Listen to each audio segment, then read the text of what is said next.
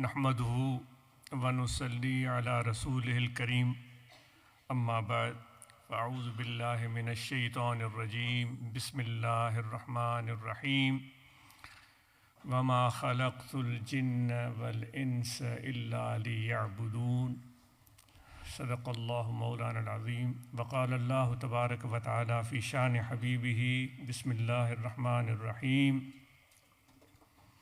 इन्नल्लाह व मलाइकतहु युसल्लूना अलन नबी या अय्युहल्लज़ीना आमनू सल्लू अलैहि व सल्लिमू तस्लीमा अल्लाहुम्मा सल्लि अला सय्यिदिना व मौलाना मुहम्मदिन व अला आलिहि व अस्हाबिहि अजमाइन।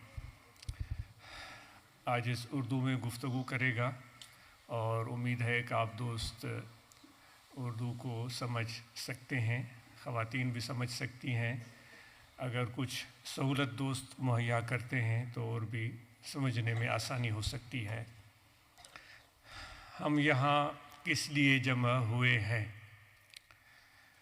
ख़वातीन और मर्द हज़रात, आपसे ये सवाल बनता है, हम किस लिए यहाँ जमा हुए हैं?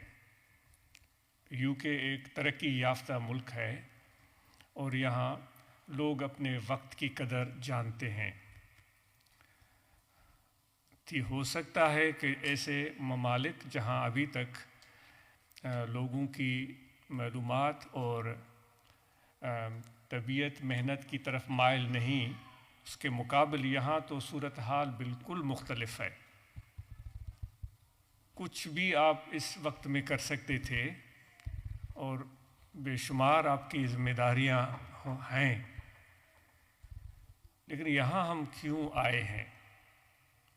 आप अपने दिल से ये सवाल पूछें और फिर अपने आप को वो जवाब दें।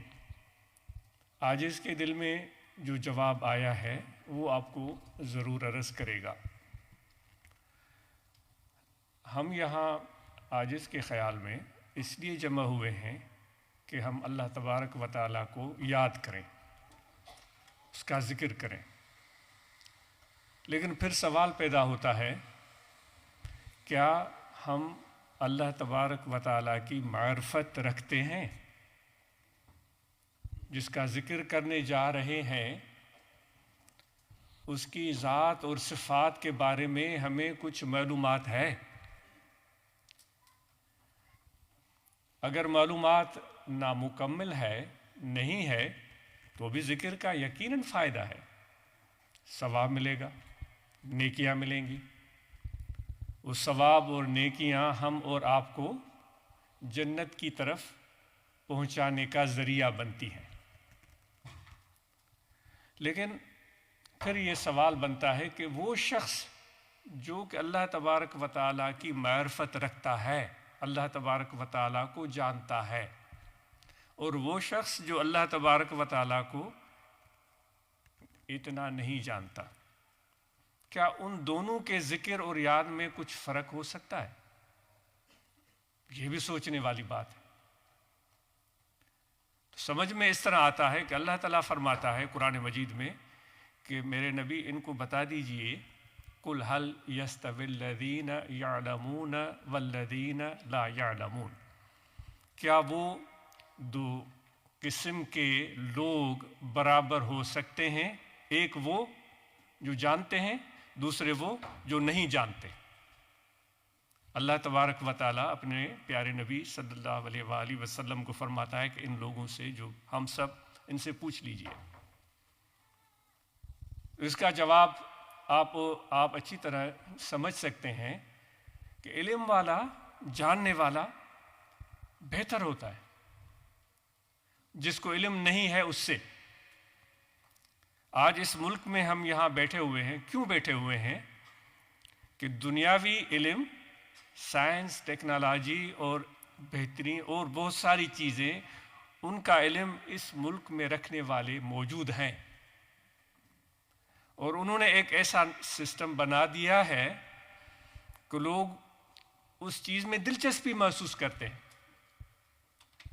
हालांकि बड़े बड़े पहलवान, ताकतवर, ज़ोरावर और بڑے بڑے قبیلے سے تعلق رکھنے والے اور ممالک میں موجود ہوں گے جو بہت ساری چیزیں جانتے ہوں گے، اچھا کھانا کھا سکتے ہیں، اچھے کپڑے پہنتے ہوں گے، عالیشان ان کے گھر ہوں گے، بہترین گاڑیاں ہوں گی،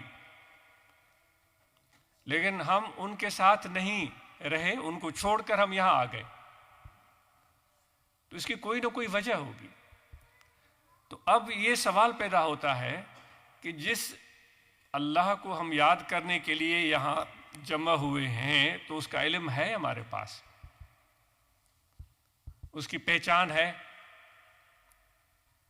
تو یہ تو ہر شخص اپنی کیفیت کو خود سمجھتا ہے اور جانتا ہے۔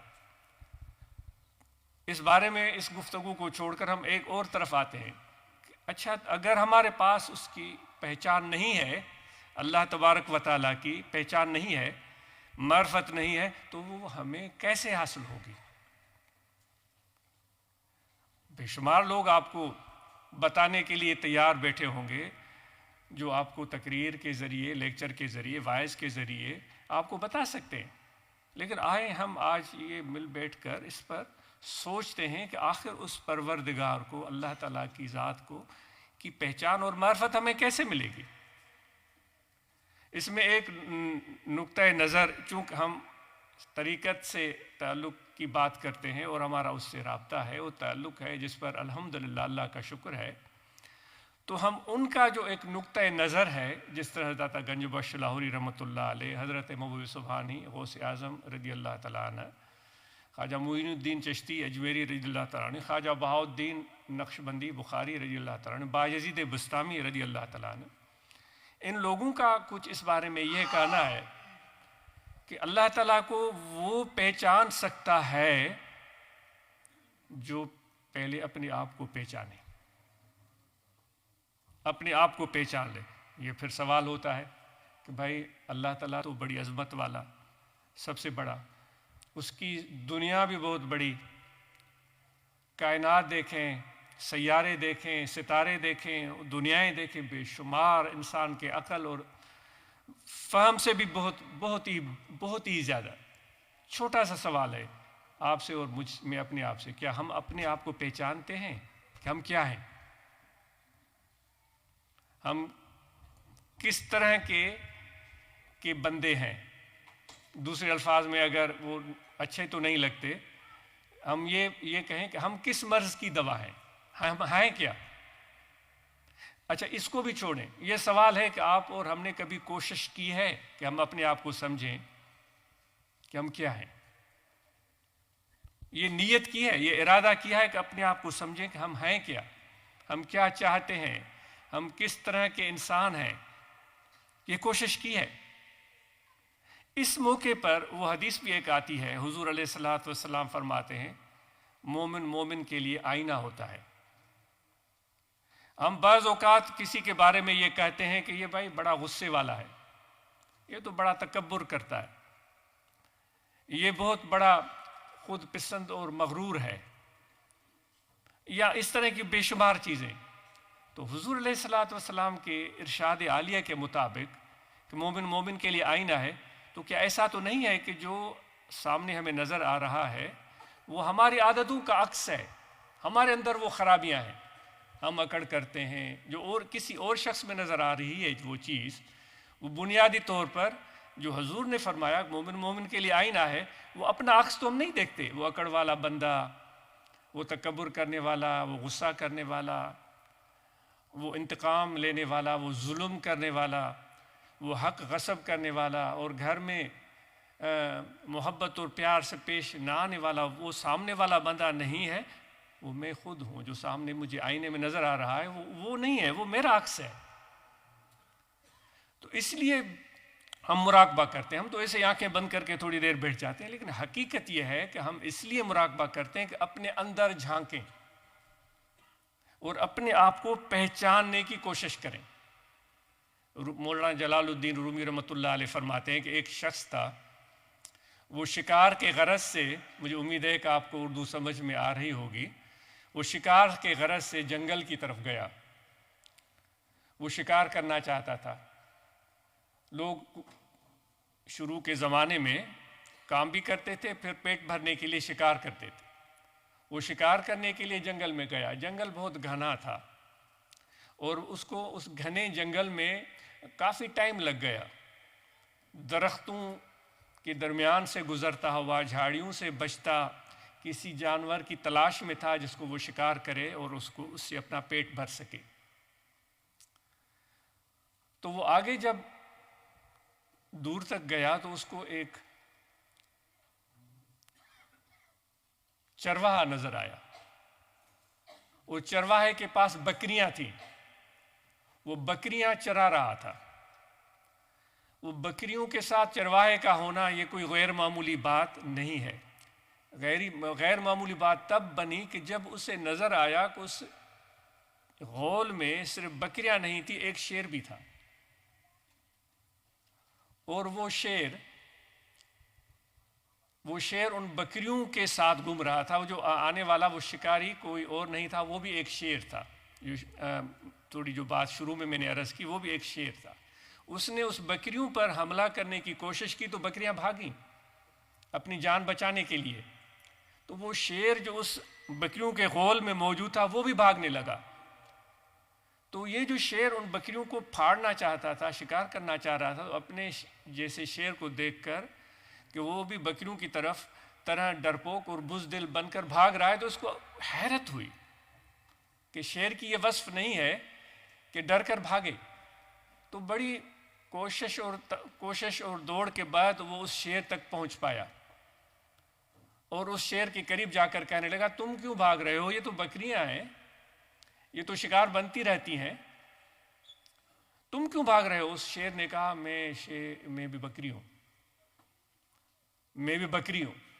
شیر نے کہا کہ تم کیسے بکری ہو؟ کیونکہ وہ صرف بکری کو ہی دیکھ رہا تھا۔ اس نے کہا، انہی کی طرح میرے 4 پاؤں ہیں، انہی کی طرح میرے 2 کان بھی ہیں، میں بھی انہی کی طرح رہتا ہوں، انہی کی طرح پھرتا ہوں، انہی کی طرح بھاگتا ہوں، میں بکری ہوں۔ شیر نے کہا، تم بکری نہیں ہو، تم مجھ جیسے شیر ہو۔ اس نے کہا، نہیں، تم تو بڑے خطرناک جانور ہو، ہم بکریوں کو کھا جاتے ہو، ہمارا شکار کرتے ہو، بڑی مشکل سے ہم تم سے جان بچاتے ہیں۔ اس نے کہا، نہیں، تم بکری نہیں ہو، وہ سب بکریاں ہیں، تم بکری نہیں ہو۔ لیکن وہ شیر مان کے نہیں دے رہا تھا کہ وہ بکری نہیں ہے، وہ شیر ہے۔ تو شیر نے اس کو کہا کہ ذرا تھوڑا میرے ساتھ چلو۔ بڑی مشکل سے اس کو اپنے ساتھ لے کر گیا۔ وہ ایک کنویں کے اوپر جا کر پہنچے جس میں پانی تھا۔ وہ شیر آگے بڑھا، اس کو کہا کہ سامنے پانی میں نظر کرو، مجھے دیکھو، میرا عکس دیکھو۔ اس نے عکس دیکھا، مجھے بھی دیکھا ہے، میرا عکس بھی دیکھا ہے۔ اس نے کہا، میں نے دیکھا، بالکل سیم ہے، جس طرح تمہاری بڑے بڑے بال ہیں چہرے کے آس پاس، تمہارے کان ہیں اور تمہارے بڑے بڑے دانت ہیں اور بڑی بڑی چمکتی ہوئی آنکھیں، وہ نظر آ رہی ہیں پانی میں، بالکل۔ اس نے کہا، اب تم آگے بڑھو، تم اس طرح اپنے آپ کو اس پانی کے سامنے لے آؤ۔ تو وہ آگے بڑھا۔ جب اس نے پانی میں نظر کی تو بالکل وہ جو سامنے شیر کھڑا تھا اس جیسی شکل نظر آ رہی تھی اس کو، اس جیسے چہرے پہ لمبے لمبے بال اور اسی طرح اس کے لمبے لمبے دانت اور چمکتی ہوئی آنکھیں اور گھومتے ہوئے کان۔ تو وہ بڑا حیران ہوا۔ اس نے کہا، واقعی یہ تو بکریوں سے بالکل میں مختلف ہوں۔ تو اس نے کہا، یہی تو میں تمہیں بات بتانا چاہ رہا تھا، آؤ میرے ساتھ۔ پھر اس کو لے کر کے آیا جنگل میں، سامنے کوئی ہرن کھڑا تھا۔ اس نے کہا، اب مجھے دیکھو میں کیا کرتا ہوں۔ وہ شیر نے بڑی سی انگڑائی لی اور بہت سا زور اور طاقت اور توانائی اپنے بدن کے اندر پیدا کی اور آواز نکالی اور جمپ لگایا، اپنے دم کو ہلایا اور پنجوں سے شیر اس ہرن کی طرف بھاگا تو وہ اس ہرن کو شکار کر چکا تھا۔ وہ شکار تو کیا ہوتا، وہ اس کے ڈر سے خود بخود گر گیا۔ تو اس نے کہا، اب تمہاری باری ہے۔ یہ کتنا مرحلے وہ اس کو طے کرا رہا ہے۔ پھر دوبارہ اس کو کسی جانور کے سامنے لے گیا، اس کو کہا، تم بھی اسی طرح کرو۔ اس نے اسی طرح کیا، اپنی طاقت کو توانائی کو جمع کیا، اپنے دم کو ہلایا، اپنے آواز کو جگایا، زوردار دھاڑ نکالی اور جب اس نے شکار کیا تو وہ سارے جانور جنگل میں ایک ہاہاکار مچ گئی، جنگل گونجنے لگا۔ اس نے کہا، اچھا یہ میری آواز ہے، جو پورے جنگل جس سے گونج رہا ہے، پرندے اڑنے لگے، مور بھاگنے لگے، جانور بھاگنے لگے، وہ بکریاں کہیں گئیں، وہ چرواہا کہیں چلا گیا. وہ حیران ہو گیا کہ میرے اندر اتنی طاقت ہے، میری اتنی دہشت ہے، اس طرح جانور مجھ سے ڈرتے ہیں. تو وہ پہلا دن تھا جب اس شیر کو پتہ چلا کہ میں بکری نہیں ہوں، میں شیر ہوں. وہ کیوں اس طرح ہوا تھا؟ کیونکہ وہ بکریوں کی صحبت میں رہتا تھا، وہ بکریوں کے ساتھ گھومتا تھا، وہ بکریوں جیسی عادتیں اس میں پیدا ہو چکی تھیں. آج اس کو اپنی پہچان ملی تھی، اس نے اپنی طاقت کو سمجھا تھا، اپنے پنجے کی طاقت کو سمجھا تھا، اپنی آنکھوں کی چمک کو سمجھا تھا، اپنے جسم کی توانائی کو سمجھا تھا. اس دن کے بعد وہ شیر ایک نئی زندگی سے روشناس ہوا تھا. آپ سے بھی یہ سوال ہے کہ ہم ہیں کون؟ ہمارے اندر ہم کس مرض کی دوا ہیں؟ ہم کیا کر سکتے ہیں؟ ایسا تو نہیں ہے کہ ہم بھی بکریوں کی صحبت میں رہ کر بکری بن گئے ہوں. ایسا تو نہیں ہے کہ بھیڑوں کی صحبت میں رہ کر ہم بھیڑ بن گئے ہوں. ایسا تو نہیں ہے کہ ہم بھیڑیوں کی صحبت میں رہ کر بھیڑیے بن گئے ہوں. ایسا تو نہیں ہے کہ کسی اور جانور کی یا کسی اور جانور کی مزاج کی طرح، کووں کی طرح ہم کاں کاں کرتے پھرتے ہوں، ہر وقت شور مچاتے پھرتے ہوں جس کا کوئی فائدہ ہی نہیں. تو ہمیں انسان بننے کے لیے ضرورت ہے اس چیز کی کہ اپنی حقیقت کو پہچانیں، ہمارے اندر جو صلاحیتیں ان کو سمجھنے کی ہم کوشش کریں. کیونکہ علم جو ہے وہ علم اندھوں کا ساتھی نہیں ہے. اگر ہم اپنے آپ کو نہیں پہچانتے تو پھر ہم اندھے. دنیا کی چیزیں نظر آتی ہیں، رنگینیاں نظر آتی ہیں، لیکن اپنے آپ کو ہم نہیں پہچان پاتے تو پھر ہم اندھے ہیں. وہ غوث اعظم رضی اللہ تعالیٰ نے فرماتے ہیں وہ باطن کے اندھے، ان کا ارشاد وہ باطن کے اندھے، یہ اندھاپن، یہ نابیناپن، اندھا لفظ تھوڑا بھاری ہے، یہ نابیناپن کب تک رہے گا؟ وہ کس لیے بولتے ہیں؟ اس لیے کہ ہم اپنے آپ کو پہچان نہیں پاتے. تو اللہ تعالیٰ کا ذکر کرنے کے لیے اس کی پہچان کی ضرورت ہے. اور اس کی پہچان کب ملے گی؟ جب ہم اپنے آپ کو پہچانیں گے. اور اپنے آپ کو پہچاننے کا راستہ کیا ہے؟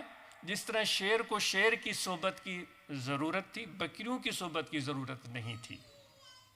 بکریوں کے تو غول تھے، 200-400 بکریاں تھیں، لیکن شیر تو جنگل میں ایک تھا. وہ سمجھتا تھا کہ یہ 200-400 بکریاں ہیں تو بڑی میرے لیے اچھی صحبت ہے، میں محفوظ ہوں اور میں خوش ہوں. لیکن وہ بکریاں تو 200-400 تھیں، لیکن اتنی ڈرپوک تھیں کہ ذرا سا کوئی کہیں سے کوئی درخت میں آواز ہوتا تو وہ ڈر کر بھاگ جاتی. کوئی ان کو ڈنڈا دکھاتا وہ ڈر کر بھاگ جاتی. لیکن شیر تو وہ چیز ہے، وہ کسی ڈنڈے سے نہیں ڈرتا، کسی جانور سے نہیں ڈرتا. حتیٰ کہ اگر کوئی اس پر کوئی تلوار بھی چلانا چاہے، گولی بھی مارنا چاہے تو شیر پیچھے نہیں ہٹتا، وہ اس کی طرف بڑھتا. یہ ہے اس کی حقیقت. تو اپنے آپ کو پہچاننے کے لیے ایسا ذکر جو ہم کرنا چاہ رہے ہیں، در حقیقت اپنے آپ کو پہچاننے کی ہم کوشش کرتے ہیں.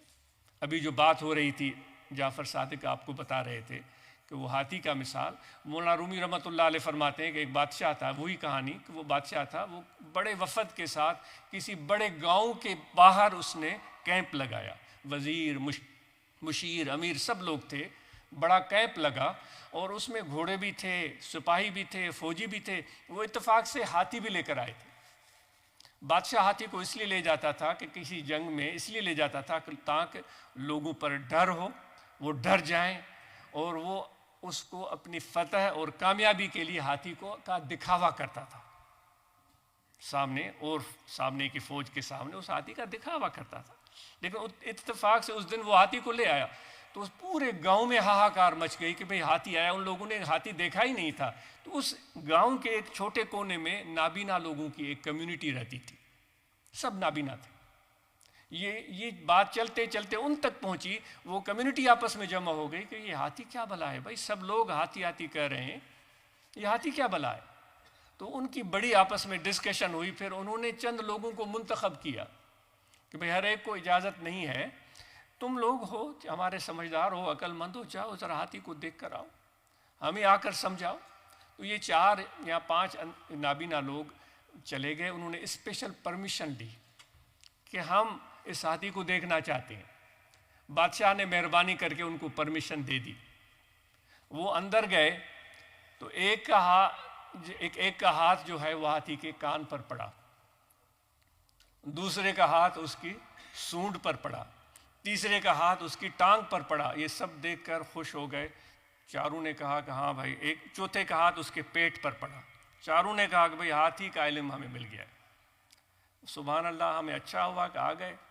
اب اپنی کمیونٹی کو جا کر سمجھائیں گے، وہ بیچارے نابین ہیں ہماری طرح، ان کو پتہ ہی نہیں ہے ہاتھی کا، اپنی کمیونٹی کو سمجھائیں گے۔ جیسے ہی وہ اپنے اس علاقے میں نیبرہڈ میں پہنچے، سارے نابینا لوگ بھاگتے ہوئے آئے، ان کو انہوں نے گھیر لیا، بھائی ہاتھی کیا ہوتا ہے، کیا ہوتا ہے؟ تو ایک نے کہا کہ بھئی میں نے پہچان لیا ہے، میں تمہیں پہلے بتاؤں گا۔ دوسرے نے کہا تم کیا ہوتے ہو؟ بھئی اصل تو میں نے دیکھا۔ تیسرے نے کہا میں نے دیکھا۔ وہ چاروں کی آپس میں آرگیومنٹ ہو گئی۔ کہا کہ بھئی ایسے نہ کرو، باری باری سب لوگ بتائیں۔ تو سب سے پہلے وہ بندہ کھڑا ہوا جس نے اس کے کان پر ہاتھ پھیرا تھا۔ اس نے کہا کہ ہاتھی ایک بہت چوڑا ہے اور کھردرا ہے، بہت چوڑا ہے اور کھردرا ہے، جس طرح قالین ہوتا ہے نا اس طرح ہے۔ کان دیکھا ہے ہاتھی کا لمبا ہوتا ہے، جس طرح آپ گھر میں کارپیٹ یا رگ بچھاتے بالکل اس طرح۔ سب نے کہا واہ بھائی واہ، اچھا ہوا کہ تم نے ہمیں ہاتھی کی پہچان دے دی۔ دوسرے کو کھڑا کیا، وہ شخص تھا جس کے سونڈ پر ہاتھ گیا تھا۔ اس نے کہا کہ بھائی اس کو پتہ نہیں ہے، میں تمہیں بتاتا ہوں۔ ہاتھی بالکل ایک پائپ کی طرح ہے، لیکن ہے اندر سے کھوکھلا، لیکن ایک بات ہے، بڑا خوفناک ہے اور تباہ کن ہے، کیونکہ سونڈ میں جب اس نے ہاتھ ڈالا تھا تو ہاتھی نے اس کے ہاتھ کو جکڑ لیا تھا نا۔ اس نے کہا وہ ہے بالکل کھوکھلا، لمبا سا، لیکن ہے خوفناک اور تباہ کن۔ وہ بڑی مشکل سے اس نے اپنا ہاتھ اس کی سونڈ سے بچایا تھا۔ سب نے کہا بھائی یہ تو نئی چیز ہوگی۔ تیسری شخص کی باری آئی جس نے ٹانگ پر ہاتھ پھیرا تھا، تو اس نے کہا کہ بھائی نہیں، میں آپ کو بتاتا ہوں، وہ بہت مضبوط ہے، مستحکم ہے، بہت مضبوط اور مستحکم ہے، اور بالکل فولاد کی طرح ہے۔ وہ ایسے سمجھے جیسے کہ بڑا ستون ہو، پلر جس کو بولتے ہیں۔ چوتھے نے کہا بے وقوف، تجھے کیا پتا، میں نے اصل میں ہاتھی دیکھا ہے، میں تمہیں بتاتا ہوں۔ اس نے کہا بھائی نہیں، اصل یہ تھا کہ وہ بالکل ایک سپاٹ سا ہے اور دور تک ہے، چلا جاتا ہے، اور ایسے سمجھے جیسے کہ دیوار ہو۔ اب 4 نابینا لوگ اپنی کمیونٹی کو ہاتھی کا تعارف کرا رہے تھے، اور وہ چونکہ نابینا تھے، اپنے نابینا پن کی وجہ سے ان کے علم کو تباہ اور برباد کر رہے تھے۔ تو نابینا لوگ علم کے لیے تباہی کا باعث بنتے ہیں۔ وہ علم پہنچانے کے بجائے یہ کہہ سکتے ہیں علم نابینا لوگوں کا ساتھی نہیں ہے، نابینا لوگوں کا ساتھی نہیں ہے، کیونکہ وہ ادراک نہیں رکھتے۔ تو دوستو، ہم اور آپ یہاں اس لیے جمع ہوئے ہیں کہ اللہ تعالیٰ کا ذکر کریں، اور اس لیے جمع ہوئے ہیں کہ اللہ تعالیٰ کو پہچانیں، اس لیے جمع ہوئے ہیں کہ ہم اپنے آپ کو پہچانیں تاکہ اللہ تعالیٰ کی پہچان ہمیں مل سکے، اور آپ کی عظمت اور معرفت اور مقام اور مرتبہ کیا ہے۔ ہم سب کعبۃ اللہ شریف کی زیارت کے لیے جاتے ہیں، جو بہت عظیم مقام ہے، اس کی زیارت نصیب فرمائے اللہ تبارک و تعالیٰ، اور ہم بڑی تعظیم بجا لاتے ہیں۔ لیکن کعبۃ اللہ شریف اللہ تعالیٰ کی صفات کی تجلیات کا مرکز ہے۔ جو اللہ تعالیٰ کی صفات ہیں، رحیم ہے، رحمان ہے، کریم ہے، غفار ہے، یہ اللہ تعالیٰ کی صفات ہیں۔ ان میں سے چند صفات کی نزول کا مرکز ہے کعبۃ اللہ شریف۔ چند صفات کی نزول ان پر نازل ہوتی ہیں اللہ تعالیٰ کی طرف سے وہ صفات۔ وہ کہتے ہیں نا، حضرت باجید بستامی رحمۃ اللہ علیہ وہ حج کے لیے نکلے تھے، حضرت ابراہیم بن ادھم، تو وہ بڑے محبت اور عقیدت سے ہر منزل پر وہ نوافل ادا کرتے تھے، وہ خانہ کعبہ کی زیارت کرنا چاہ رہے تھے۔ تو ان کا سفر جاری تھا، وہ بھی میں بات عرض کرتا ہوں۔ تو یہ ہو گیا کعبۃ اللہ۔ لیکن آپ کو پتہ ہے اللہ تبارک و تعالیٰ نے ایک جگہ شاید فرمایا ہوگا یا نہیں فرمایا ہے، وہ میرا گھر ہے، یہ اللہ تبارک و تعالیٰ نے فرمایا ہو، یہ چیک کریں آپ. میں وہاں رہتا ہوں، یہ فرمایا ہو، یہ آپ چیک کریں. لیکن آپ کو پتہ ہے ہم کس پر بات کر رہے ہیں؟ کہ ہم اپنے آپ کو پہچانیں. آپ سمجھیں نا، پہلے گفتگو کا جو تھا وہ ہم اپنے آپ کو پہچانیں. لیکن اللہ تعالیٰ فرماتا ہے کہ مجھے زمین نہیں سما سکتا، مجھے آسمان نہیں سما سکتے، مجھے عرش اور کرسی نہیں سما سکتے. اے مومن بندے، میرے دوست، تمہارا دل میرا گھر ہے. اب کعبۃ اللہ کی عظمت اپنی جگہ، لیکن اے میرے انسان، میرے دوست، تمہاری عظمت کعبۃ اللہ سے بڑھ کر ہے. کیونکہ اللہ فرماتا ہے کہ تمہارا دل میرا گھر ہے. ایک جگہ نہیں، کئی جگہوں پر. لا یسینی ارضی ولا سمائی ولیکن یسینی قلب عبدی المومن. آسمان نہیں سما سکتے، زمینیں نہیں سما سکتی، عرش نہیں سما سکتے. من نہ گنجم ہیچ در بالا و پست. رومی کہتا ہے در دل مومن بگنجم ای عجب، گھر مرا جو ہی دروں دلہا طلب. میں نہیں سماتا آسمانوں میں نہیں رہتا زمینوں میں نہیں رہتا پہاڑوں میں. اگر میں رہتا ہوں تو اپنے مومن بندے کے دل میں رہتا ہوں. مجھ سے ملنا چاہتے ہو؟ وہ کہتا ہے پھر ان کے پاس بیٹھو تو میں تمہیں ملوں گا.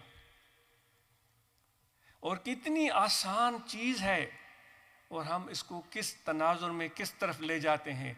وہ بیٹائی صاحب فرماتے ہیں چھو ونی ونکار ہت نگولی ہو تکے، لکو کین لطیف چے بارو چو بے پار، نائے نیڑ نہار تو میں دیرو دوست. جو سسی پنو کے واقعے میں فرماتے ہیں، سسی نکلی تھی پنو کی تلاش میں، اور وہ اس بمبور کبھی جانے کا اتفاق ہو. وہ کراچی سے دور نہیں ہے، وہاں اس کی پیدائش، وہاں اس کو محمد کھٹی نام ایک دھوبی نے اس کو پالا پوسا تھا. وہاں لوگ آئے تھے کوئی بلوچستان سے، پھر اس کی محبت ہو گئی تھی پنو کے ساتھ، تو پنو کے بھائی اس کو زبردستی پنو کو لے کر چلے گئے تھے. سسی بے چین ہو گئی کیونکہ اس کی شادی ہو گئی تھی. وہ پنو کی تلاش میں اکیلی اس بمبور سے نکلتی ہے. پھر وہ درخت آتے ہیں، ان سے گزرتی ہے، پہاڑ آتے ہیں، ان سے گزرتی ہے، ظالم لوگ آتے ہیں، ان سے لڑتی بھڑتی ہے، پہاڑوں پر چڑھتی ہے، پاؤں اس کے لہو لہاں ہو جاتے ہیں. وہ کہتی ہے میرا شوہر، میرا پنو کہاں ہے؟ تو بیٹائی صاحب فرماتے ہیں تم چھو ونی ونکار. ونکار بھی بمبور کے راستے اگر بلوچستان جائیں تو ایک علاقہ ہے، اس کا نام ونکار ہے. فرماتے ہیں تم ونکار میں کیوں بھٹکتے پھر رہے ہو؟ تم ہوت کو، اپنے پنو کو یہاں کیوں نہیں تلاش کرتے؟ وہ حدیث ذہن میں رکھیں کہ آسمان زمین مجھے نہیں سماتے. تم یہاں پر پنو کو، ہمارا بھی پنو ہے نا، اللہ تعالیٰ کی ذات، جس کی میری جو امید ہے کہ اس کی تلاش میں ہم یہاں بیٹھے ہوئے ہیں. کیوں جاتے ہو ونکار؟ کیوں جاتے ہو پہاڑوں کی طرف؟ کیوں جاتے ہو درختوں کی طرف؟ بھٹکتی پھرتی ہو، یہاں اپنے محبوب کو نہیں ڈھونڈتے ہو؟ ذرا جھانک کر تو دیکھو، تمہارے دل میں ہی تمہارا پنو بیٹھا ہوا ہے. تو یہ اے میرے بھائیو، یہ عظمت، یہ مقام ہے ایک انسان کا. اس کو سمجھنے اور پہچاننے کی آج ہمیں ضرورت ہے. ہم ورنہ تو پھر زندگی کے بہت بڑے مقصد کو ہم بھول جائیں گے. تو یہ جو ہم محفل، جو آیت کریمہ میں نے عرض کی کہ اللہ تعالیٰ فرماتا ہے میں نے جن اور انسان کو نہیں تخلیق کیا ہے مگر اس لیے کہ میری عبادت کریں. ابن عباس رضی اللہ تعالیٰ عنہ جو سب تفسیر کرنے والوں کے سردار ہیں، وہ یعبدون کا معنی کرتے ہیں یعرفون. میں نے اس لیے انسان اور جنوں کو پیدا کیا ہے کہ مجھے پہچاننے کی کوشش کریں. کیا ہم نے پہچاننے کی کوشش کی ہے؟ وہ طوطے کی طرح رٹے رٹائے ہم نے سجدے رکوع تو سیکھ لیے ہیں، اور وہ جاتے ہیں وہ مسجد میں یا گھر میں وہ رکوع سجود تو کر لیتے ہیں، لیکن وہ پہچان کہاں ہے خدا کی؟ وہ پہچاننے والا راستہ ہم کب پکڑیں گے تاکہ ہم خدا تک پہنچ سکیں؟ وہ خدا فرماتا ہے کہ میں تو تمہارے ساتھ ہوں، وَهُوَ مَعَكُمْ أَيْنَمَا كُنْتُمْ. تم تو کبھی شمال چلے جاتے ہو، کبھی جنوب، کبھی مشرق، کبھی مغرب، میں تو تیرے ساتھ ہوں. تم مجھے جانتے نہیں ہو، تم مجھے جانتے نہیں ہو. تو یہ چیز جو ہے یہ اولیاء اللہ کی صحبت سے ملتی ہے. اور آج ہم بڑے خوش قسمت ہیں، نہ صرف مرد حضرات، خواتین آئی ہوئی ہیں، اور پہچاننے کی جو بات آ گئی تو پھر اس میں ذمہ داریاں بھی انسان کی وہ بھی شامل ہو جاتی ہیں کہ نہ صرف اپنے مالک کو پہچانے بلکہ مالک نے جو ہمیں ذمہ داریاں دی ہیں ان کو بھی پہچانے۔ کلکم رائن و کلکم مسئول عن رعیتی، تم میں سے ہر ایک چرواہا ہے، مرد بھی ہو گئے اور عورتیں بھی ہو گئیں۔ جس طرح وہ بکریوں کی بات آ رہی تھی اور چرواہے کی بات آ رہی تھی، سبحان اللہ، کیا ایک چرواہے کی کیوں نہ بات ہو جائے، کیونکہ اللہ تعالیٰ کی معرفت کی بات ہو رہی تھی۔ وہی پھر رومی وہ فرماتا ہے ایک مرتبہ، یہ بڑی مشہور کہانی ہے جس کو اور لوگوں نے بھی بیان کیا ہے کہ حضرت موسیٰ علیہ نبینا علیہ الصلوۃ والسلام جبل طور پر جا رہے تھے اللہ تعالیٰ سے ہم کلام ہونے کے لیے۔ وہ مقدس مقام تھا جہاں اللہ تعالیٰ کا جلوہ ان کو نظر آیا تھا اور ان کو بلایا گیا تھا، تو وہ اس طرف جا رہے تھے۔ تو مولانا جلال الدین رومی رحمۃ اللہ علیہ فرماتے ہیں جاتے جاتے راستے میں انہوں نے ایک چرواہے کو دیکھا جو درخت کو ٹیک لگا کے بیٹھا ہوا تھا، بکریاں اس کے آس پاس چر رہی تھیں، وہ اپنی آنکھیں بند کر کے اپنی دھن میں مگن تھا اور وہ خدا سے باتیں کر رہا تھا، وہ اللہ تعالیٰ سے باتیں کر رہا تھا۔ وہ کیا کہہ رہا تھا کہ اے میرے اللہ، میں نے تجھے کبھی دیکھا نہیں، تم کہاں رہتے ہو، تم رہتے کہاں ہو، ذرا مجھے بتاؤ تو صحیح، تم رہتے کہاں ہو۔ وہ میرے پروردگار، مجھے پتہ ہے تم پوری کائنات کو چلاتے ہو، زمینوں کو چلاتے ہو، آسمانوں کو چلاتے ہو، کتنا بڑا کام ہے، کتنا بڑا کام ہے۔ یہ سورج روشن ہوتا ہے، یہ چاند نکلتا ہے، یہ ستارے چمکتے ہیں، یہ ہوائیں چلتی ہیں، یہ دریا بہتے ہیں، یہ سمندر میں طغیانی آتی ہے، یہ درخت یہ سرسبز ہو جاتے ہیں، پھر یہ ان کے جو پتے ہیں زرد ہو جاتے ہیں، پھر ان کے پتے گر جاتے ہیں، پھر ان میں زندگی کی رمق آتی ہے، پھر پرندے اس پر جمع ہوتے ہیں۔ اے پروردگار، تو ہی تو یہ سب رنگ دکھاتا ہے۔ ان پرندے وہ اس درختوں پر آ کر گھونسلے بناتے ہیں، پھر وہ جوڑیاں بناتے ہیں، پھر ان کے انڈے بنتے ہیں، ان سے بچے نکلتے ہیں۔ سبحان اللہ، کیا تیرے کام ہیں۔ زندگی کا آغاز ایک گھونسلے سے ہوتا ہے، پھر ان کی چہچہاٹ سنائی دیتی ہے، اتنا کام کرتا ہے۔ اے میرے اللہ، تو اتنا کام کرتے کرتے تھک تو جاتا ہوگا، کیا مجھے اجازت ہے کہ میں تمہیں دباؤں؟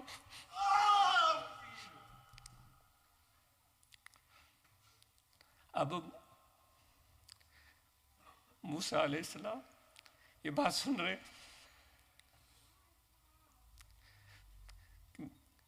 کہ میں تمہیں دباؤں، تم تھک جاتے ہوگے اتنا کام کرتے کرتے۔ پھر وہ کہتا ہے کہ تم تو اتنے مصروف ہو گئے کہ تمہارے اللہ تعالیٰ تو ان چیزوں سے پاک ہے، لیکن وہ اس کی جو معلومات تھی، جو سمجھ تھی، اس کے مطابق گفتگو کر رہا تھا۔ تمہارے کپڑے میلے ہو چکے ہوں گے، نعوذ باللہ، معاذ اللہ، کیا مجھے اجازت ہے کہ میں آپ کے کپڑے دھو لوں، صاف کر لوں؟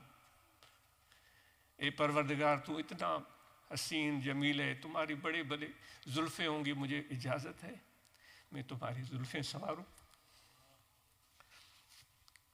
تو وہ اس طرح باتیں کیے جا رہا تھا۔ موسیٰ علیہ السلام وہ شریعت کے صاحب تھے، ان کو غصہ آ گیا، انہیں زور سے چیخا، او چرواہے! وہ بیچارے آنکھیں اس کی کھل گئیں اور ڈر گیا۔ اس نے کہا بے وقوف، کس سے باتیں کر رہا ہے؟ میں خدا سے باتیں کر رہا ہوں۔ اس نے کہا بے وقوف، خدا تو اس سے سب چیزوں سے پاک ہے، نہ اس کو نیند آتی ہے، نہ تھکتا ہے، نہ لباس کی ضرورت ہے۔ اے بے وقوف، تو بیعت بھی کرتا ہے۔ تو وہ پہچانتا تھا موسیٰ علیہ السلام کو۔ اس نے کہا مجھ سے بیعت بھی ہو گئی، گستاخی ہو گئی؟ اس نے کہا ہاں۔ تو اتنا اس کو ڈر لگا کہ وہ رونے لگا، اس نے کپڑے پھاڑے، رومی کہتا ہے اپنی قمیص پھاڑی، وہ روتا چیختا چلاتا ہوا اپنے بکریوں کو چھوڑ دیا، جنگل میں چلا گیا کہ مجھ سے اللہ تعالیٰ کی بیعت بھی ہو گئی ہے، مجھے علم نہیں تھا، مجھ سے اللہ تعالیٰ کی بیعت بھی ہو گئی ہے۔ موسیٰ علیہ السلام طور سینا پر پہنچ گئے۔ اللہ تعالیٰ سے ہم کلام ہونے کے لیے، کلام ہونے سے پہلے خدا نے اس کو فرمایا رومی کے الفاظ میں، تو برائے وصل کردن آمدی، نے برائے فصل کردن آمدی۔ موسیٰ تو نے کیا کیا؟ موسیٰ علیہ السلام نے کیا؟ پروردگار، اللہ تعالیٰ نے فرمایا تو نے میرے دوست کو ناراض کر دیا، ہم نے تو تجھے بھیجا تھا کہ لوگوں کو میرے قریب کرو۔ نبی کیوں آتے ہیں؟ کہ وہ لوگوں کو اللہ تعالیٰ کے قریب کریں۔ ہم نے تجھے بھیجا تھا کہ ان لوگوں کو میرے قریب کرو، تو نے اس کو جو پہلے میرے قریب تھا اس کو دور کر دیا، مایوس کر دیا، ملول کر دیا۔ موسیٰ علیہ السلام نے کہا پروردگار، میں نے تو جو صحیح سمجھا میں نے اس کو عرض کیا تو رومی کہتے ہیں تم ملانے کے لیے آیا ہے، تم جدا کرنے کے لیے نہیں آئے، جو پہلے ہی ملے ہوئے ہیں تم ان کو کیوں جدا کر رہے ہو؟ وہ کہتے ہیں بابا فرید گنج شکر رحمۃ اللہ علیہ کی خدمت میں ایک شخص آیا اور اس نے آ کر تحفے میں، وہ تو آج سے 500-600 سال پہلے کا زمانہ، تو اس وقت بڑی ریئر ہوتی تھی یہ چیزیں، کینچی بڑی ریئر ہوتی تھی، وہ بڑی مشکل سے ملتی تھی، تو اس نے اپنے مرشد کی خدمت میں بڑے شوق سے کینچی بنا کر خدمت میں پیش کی۔ لوگ بیٹھے ہوئے تھے، بابا فرید الدین گنج شکر رحمۃ اللہ علیہ، انہوں نے کینچی ہاتھ میں دیکھی، اپنے دوست کو دیکھا جو بہت پیار کرتا تھا، آپ کے کینچی دیکھنے کے بعد آپ کی آنکھوں سے آنسو روا ہو گئے، رونے لگے، یعنی غمگین ہو گئے۔ تو اس نے عرض کیا کہ حضرت آپ بے ادبی ہوئی؟ آپ نے فرمایا تم نے ہمیں ایسا تحفہ دیا ہے جو ایک چیز کو دو کر دیتی ہے، ایک چیز کو دو حصوں میں بانٹ دیتی، کپڑے کو کینچی سے کاٹو نا، ایک کپڑا 2 پیس ہو جائیں گے، ایک کو 2 کر دیتی ہے، کاش تم سوئی لے آتے جو 2 کو 1 کر دیتی ہے۔ سوئی لے آتے تو سیتے ہیں، پھر کاٹ کر اس کپڑے کو سیتے ہیں تو سوئی ان کو ملا دیتی ہے۔ ہلو ہلو در کوریے نازک جنی نی ہے، گنڈن سارو نی ہے، چنن مور نہ سکھیا۔ وہ فرماتے ہیں آؤ جولاؤں کے در چلتے ہیں، وہ بھٹائی صاحب کہتے ہیں آؤ جولاؤں کے در چلتے ہیں۔ وہ جولاہے وہ ہوتے تھے جو ہاتھ سے کپڑا بنتے تھے، آج کل تو مشینی دور ہے، وہ ہاتھ سے کپڑا بنتے تھے، وہ جو کپڑے لوگ پہنتے تھے ان کو ہاتھوں سے بنتے تھے، اور پھر جہاں وہ دھاگا ختم ہو جاتا پھر اس کو جوڑتے تھے، پھر آگے بڑھاتے تھے۔ وہ کہتے ہیں آؤ جولاہوں کے پاس چلتے ہیں، جن کا بڑا نازک کام ہے، وہ صرف جوڑتے ہی رہتے ہیں، جوڑتے ہی رہتے ہیں، کہ دھاگا ختم ہو تو پھر دوسرا دھاگا جوڑنا پڑتا تھا، وہ توڑنا تو سیکھے ہی نہیں ہے۔ آؤ ہم بھی ایسے لوگوں کے پاس جائیں جو جوڑتے ہیں۔ تو جو حدیث مبارکہ میں نے عرض کی کہ حضور نے فرمایا کہ ہر ایک آپ میں سے چرواہا ہے اور وہ اپنے اس غول کے بارے میں اسے سوال ہوگا۔ مرد بھی چرواہے ہیں ایک اس حدیث کے روح سے، یعنی کہ ذمہ داریاں ہیں ان کے کام ہیں، عورتیں بھی اس میں شامل ہیں، اس کو اپنے اس ذمہ داریوں کے متعلق روز قیامت سوال ہوگا۔ تو مرد بھی یہاں بیٹھے ہیں، جو عورتیں بھی تشریف لائی ہیں، تو ہمیں اللہ تعالیٰ کے سامنے پیش ہونا ہے، ذمہ داریوں کے بارے میں ہم سے سوال ہوگا۔ فما عملت فیہا، دنیا میں آپ نے کیا کیا؟ اگر ہماری ذمہ داریاں پوری نہیں کی گئی تو اللہ تعالیٰ فرماتا ہے پھر جو تم نے اپنے میرے بندوں کے ساتھ معاملے ٹھیک نہیں رکھے، میرے بندوں کے ساتھ، ایک تو اللہ تعالیٰ کے حق ہے، نماز پڑھنا، روزہ، حج، زکوٰۃ، یہ جو ہم کرتے ہیں اللہ تعالیٰ کے حقوق ہیں، دوسرے بندوں کے حقوق ہیں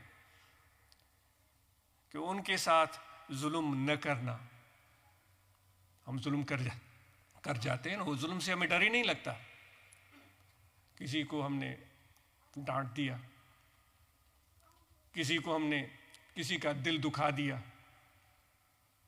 کسی کو ہم نے نظر انداز کر دیا، کسی کی کوئی چیز تھی جو ہمیں دینی تھی وہ ہم نے نہیں دی، وہ دبا لی، کسی کے پیسے تھے ہم نے اس کو نہیں دیے، ہم نے دبا لیے، یہ سارے ظلم ہوتے ہیں۔ آپ اس کو سمجھتے جائیں، اس تناظر، وسیع تناظر میں اللہ تعالیٰ فرماتا ہے ظلم کرنے والوں کو میں پسند نہیں کرتا، اور اللہ تعالیٰ فرماتا ہے ظلم والے ظلم کا انجام دنیا میں ہی دیکھتے ہیں اور آخرت میں بھی دیکھیں گے۔ تو جو بندوں کے ہمارے ایک دوسرے کے ساتھ معاملات ہیں، سب سے پہلے جو اس میں آتا ہے وہ فیملی آتی ہے، شوہر اور بیوی آتے ہیں، ان کے جو آپس کے معاملات ہیں، یہاں سے معاملات سارا شروع ہوتا ہے۔ میاں بیوی ساتھ رہتے ہیں، وہ ایک گھر بناتے ہیں، اس گھر میں وہ پھر اپنے محبت سے، پیار سے نئی نئی چیزیں لا کر رکھتے ہیں، اچھی اچھی چیزیں لا کر رکھتے ہیں، ان اچھی چیزوں سے گھر اچھا لگتا ہے۔ لیکن ان میاں بیوی کا جب آپس میں محبت اور پیار ہوتا ہے، اعتماد ہوتا ہے، ان چیزوں میں بھی زندگی کی رمق نظر آتی ہے، وہ گھر میں ایک زندگی کے آثار نظر آتے ہیں۔ اگر میاں بیوی آپس میں ٹھیک نہیں ہے، ایک دوسرے کو نہیں سمجھ پائے ہیں، ایک دوسرے کے ساتھ بردباری، تحمل مزاجی کے ساتھ برتاؤ نہیں کر رہے ہیں، تو پھر وہ گھر کے اندر ویرانی پیدا ہو جاتی ہے۔ وہ ویرانی وہی جو قبرستان میں ہوتی ہے، اس ویرانی کے اثرات پھر اولاد پر مرتب ہوتے ہیں۔ تو مرد چونکہ زیادہ اختیار رکھتے ہیں، ان کو عاجز عرض کرتا ہے کہ خدا کے لیے ظالم مت بنے، میں اپنے آپ کو نصیحت کرتا ہوں اور آپ کو عرض کرتا ہوں کہ ہم ظالم مت بنیں، کیونکہ ظلم اللہ تعالیٰ کو پسند نہیں ہے۔ تو اس طرح نہ ہو کہ ہم اپنے گھر کا ماحول اپنے زیادتی، ظلم، لاپرواہی کی وجہ سے خراب کر دیں۔ عورتوں پر بھی یہ ذمہ داری عائد ہوتی ہے کہ وہ اپنے گھر کے ماحول کو بہتر سے بہترین بنانے کے لیے اپنی ذمہ داری کو پورا کریں، کیونکہ یہ زندگی بہت تھوڑی ہے۔ یہ زندگی ہم اگر محبت اور پیار سے جئیں اور گھر کو ایک جنت کا نمونہ بنائیں تو ہمارے بچے بھی اس میں پھلیں گے اور پھولیں گے۔ جس طرح ایک پودا ہوتا ہے، اس کو پانی ملتا ہے، اس کو پتے لگتے ہیں اور پھر پتوں کے بعد اس میں پھول کھلتے ہیں۔ تو یہ آپس میں جب آپس میں اعتماد ہوگا، ایک دوسرے کے ساتھ تعلق ہوگا، ایک دوسرے کو سمجھیں گے، آپ برداشت کریں گے۔ کتنے ہمارے دوست ہوتے ہیں جو ہمارے ساتھ مذاق کر جاتے ہیں، ہمیں تانے دیتے ہیں، ہمیں تکلیف دیتے ہیں، ہمیں بہت ساری تکالیف اٹھانی پڑتی ہیں، زیادتیاں ہو جاتی ہیں دوستوں کی طرف سے، ہم ان کو تو بھول جاتے ہیں، وہاں دانت نکال کر ہنستے رہتے ہیں، کہہ لگاتے رہتے ہیں چلو کوئی بات نہیں۔ تو گھر میں آ کر پھر ہم کیوں اتنے خود پسند اور خود غرض ہو جاتے ہیں کہ وہاں کوئی بھی چیز ہمیں اچھی نہیں لگتی؟ مجھے امید ہے ایسا نہیں ہوگا۔ کہا لگانے کی جگہ تو گھر ہے، اپنے بچوں کے ساتھ کہے لگائیں۔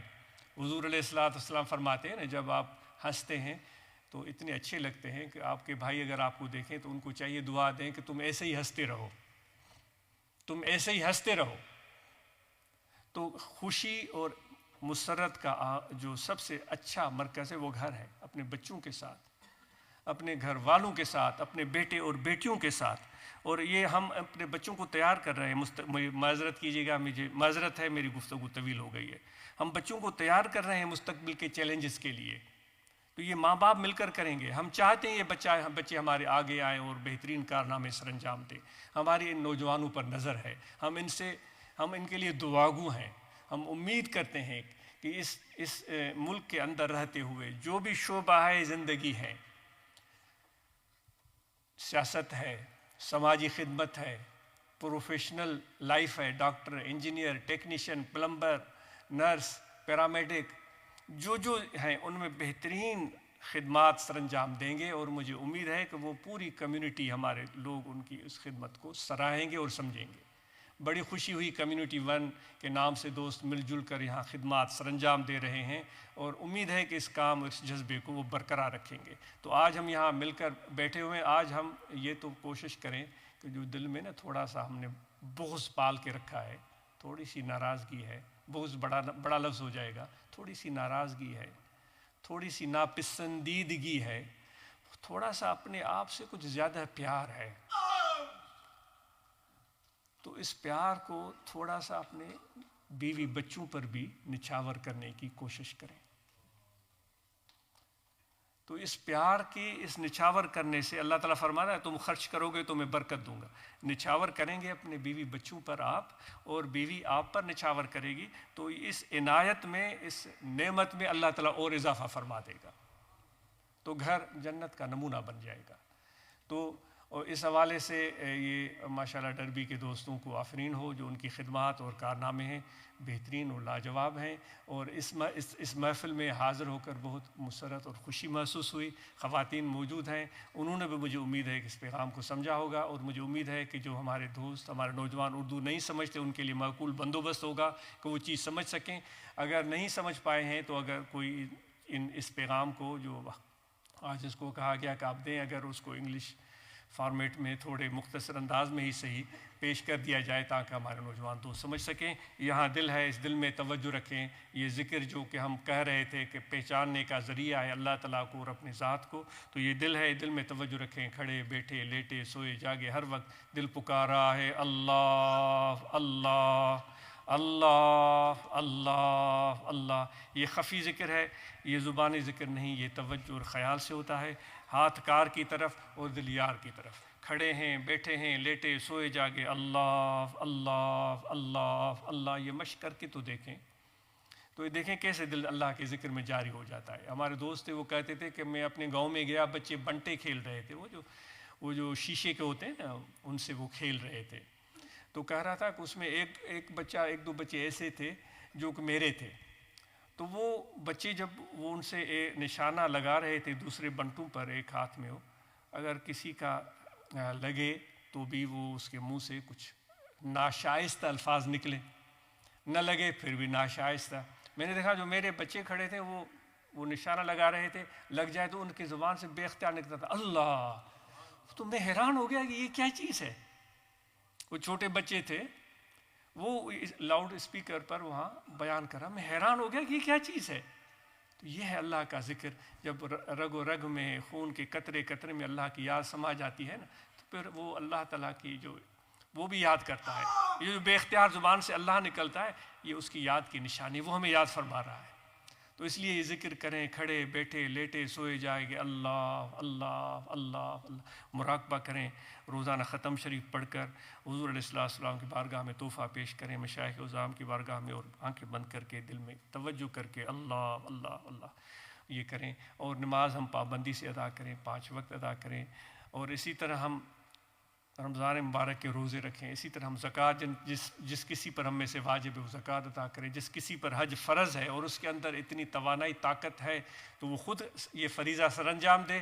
اگر اس کے اندر یہ توانائی نہیں ہے تو شریعت میں گنجائش رکھی گئی ہے, وہ حج بدل کروا سکتا ہے. تو جو فرائض ہیں ان کی ہم پوری پابندی کریں. انشاءاللہ رابطہ رہے گا. آپ سب کا بہت شکریہ. جزاکم اللہ خیر.